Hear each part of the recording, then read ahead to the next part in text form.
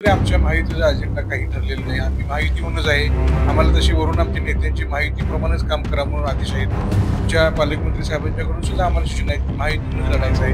आमच्या असं काही विभाग लढायचा काही निर्णय झालेला नाही आणि हा निर्णय होईल तो सविस्तरपणे वरती निर्मित त्याच्याप्रमाणे आपण जर वरती सरकार असं आपलं असेल केंद्रामध्ये राज्यामध्ये तर त्याचा फायदा जिल्हा परिषद पंचायत समितीवर आपली सत्ता असेल तर तळागाळामध्ये जाऊन विविध माध्यमातून फंड आणणे व काम करणे बऱ्याच योजना राबवण्यासाठी मदत होती. हे लोकांना आम्ही पटवून देऊ की वरती एक सरकार असलं आणि खाली एक असलं तर थोडेसे प्रॉब्लेम निर्माण होतात. त्यामुळं जसं वर सत्ता तुम्ही एक हाती दिल्या माहितीला तशीच खाली पण द्यावी.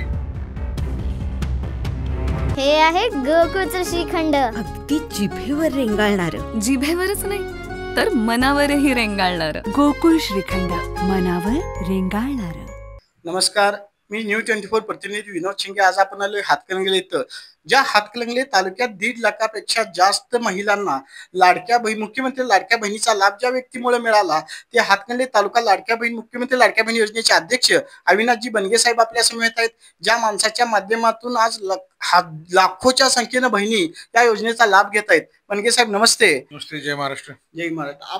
आगामी हातकणंगले पंचायत समिती असेल, जिल्हा परिषद असेल, पंचायत समितीच्या इलेक्शन डिक्लेअर झालेले आहेत, आरक्षण डिक्लेअर झालंय.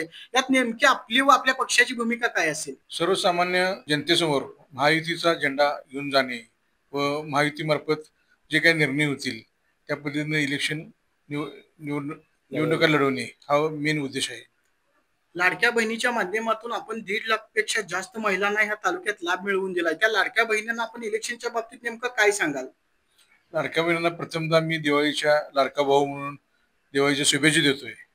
तसेच काही महाराष्ट्र शासनाच्या पोर्टलवरून अपात्र यादीचा एक सर्वे आला होता.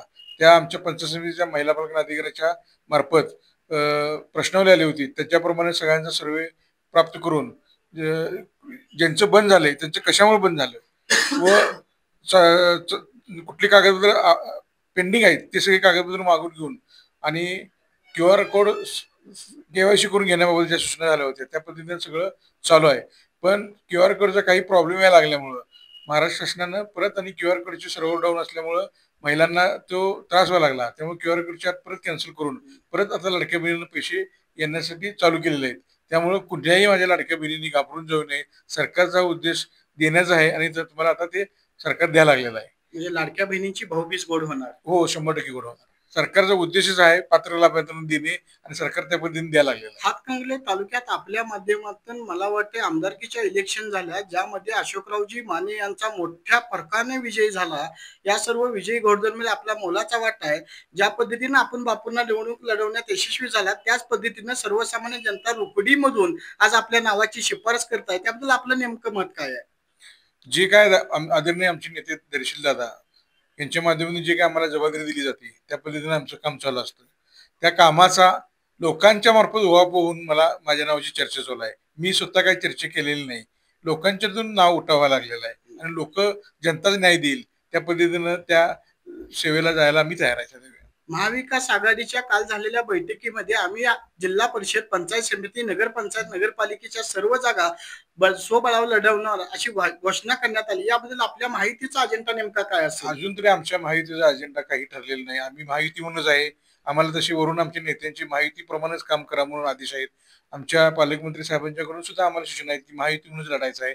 आमच्या असं काही विभाग लढायचा काही निर्णय झालेला नाही आणि हा निर्णय होईल तो सविस्तरपणे वरती निर्मित त्याच्याप्रमाणे जे आपण आदेश येतील त्याप्रमाणे आम्ही काम करू. लोकसभा, विधानसभा दोन्ही सत्ता आपल्याकडे असताना जिल्हा परिषद, पंचायत समिती आणि नगरपालिका आपल्या पक्षाकडे राहाव्यात यासाठी आपला पक्ष नेमकी काय भूमिका घेईल?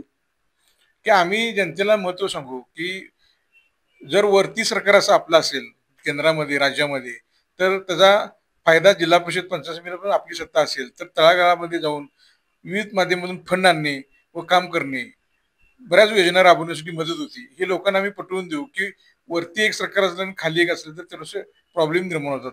त्यामुळं जसं वर सत्ता तुम्ही एक हाती दिल्या माहितीला तशीच खाली पण द्यावी अशी आम्ही जनतेमध्ये जाऊन त्यांना पटवून सांगू. मुख्यमंत्री लाडकी बहीण योजना असेल, मुलींना मोफत शिक्षणाची योजना असेल, शेतकऱ्याची कर्जमाफी असेल, शेतकऱ्याचं मोफत लाईट बिल असेल, या माध्यमातून आपण सर्वसामान्य शेतकऱ्यापर्यंत पोहोचलोय, सर्वसामान्य घरापर्यंत पोहोचलोय. परिणामी आता येणाऱ्या इलेक्शनसाठी याच मतदारांना आपलं काय आव्हान असेल? याच मतदारांना हे पटवून सांगितलं म्हणून तर माहितीला एवढं भरघोस यश मिळालं. त्यामुळं मतदार हा सजान आहे, त्याला माहीत आहे की ह्या सरकारनं काय काम केलं ते. त्यामुळे तर लोकांनी एवढं भरभरून आम्हाला माहितीला यश दिलं. त्यामुळं एवढे आमदार आमच्या महाराष्ट्रामध्ये आले, एवढे खासदार आले, सगळ्या एवढी जी संख्या आली ती हीच कामं केलेली आदरणीय एकनाथ शिंदे साहेबांचं, देवेंद्र फडणवीस साहेबांचे हे लोकाभिमुख निर्णय आहेत आणि हे लोकांच्यापर्यंत सगळे गेलेले आहेत.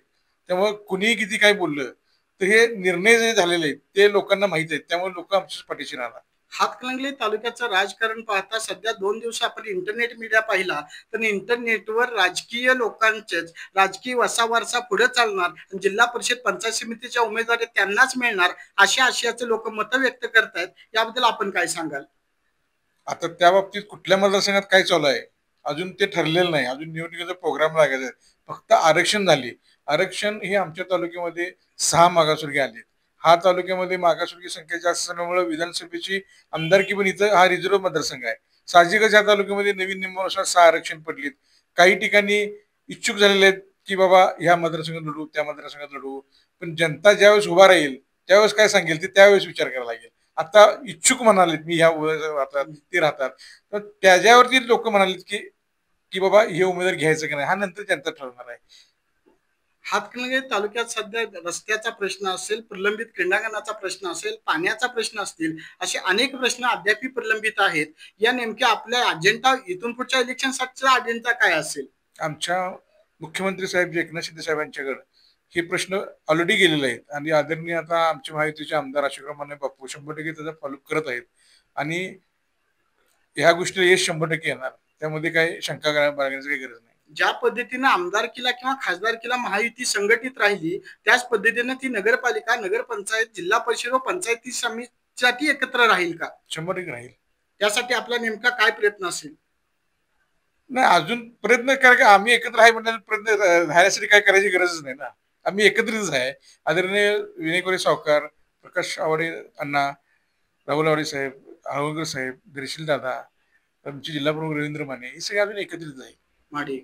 माडिक साहेब, आप्पाचे आमचे माडिक अप्पा साहेब, अमल साहेब हे सगळे अजून वेगळं काही नाहीच आहेत. आणि वरून सुद्धा आम्हाला काही आंबेडकर साहेब आमचे पालकमंत्री आहेत यांच्यावर काही सूचना नाही आहेत. माहिती म्हणूनच लढायचं. पण आमची शिवसेना जिल्हा कार्यालयात बैठक झाली तर माहिती म्हणूनच आमचा अजेंडा आहे अजूनपर्यंत.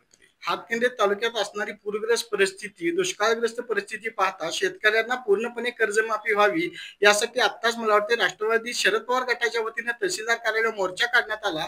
याबद्दल आपली नेमकी भूमिका काय असेल? आदरणीय मुख्यमंत्री साहेब यांनी निर्णय घेतलेला आहे. आता राज्याच्या जे काही निर्णय आहेत एकूण काय परिस्थिती पैशाची आहे. अजित पवार साहेब काय म्हणतात मुख्यमंत्री साहेब की सगळं नाटक करता येऊन पैशाचं नाटक करता येत नाही. त्याच्या पद्धतीने ते निर्णय घेतील. त्या वरिष्ठ लेवलचा निर्णय, मंत्रिमंडळाचा निर्णय, त्याच्यावरती मी एक उपजिल्हा प्रमुख म्हणून बोलणं योग्य नाही. राज्यातली जबाबदार लोक त्या जबाबदारीने बोलतील. लाडक्या बहिणींच्या माध्यमातून हातकणंगले तालुक्यात 1.5 लाख पेक्षा महिलांना न्याय देणारे अविनाश बनगे यांच्या माध्यमातून पुन्हा एकदा जिल्हा परिषद मतदारसंघाला असा उमेदवार हवा आहे अशी मतदारांची प्रतिक्रिया आहे. परंतु गटात्मक निर्णय होईल, जो आघाडीत निर्णय होईल तो मला मान्य असेल आणि वरच्या राजकारणाला साथ द्यायची झाली तर ग्रामीण भागाच्या राजकारणापासून सुरुवात व्हावी लागेल.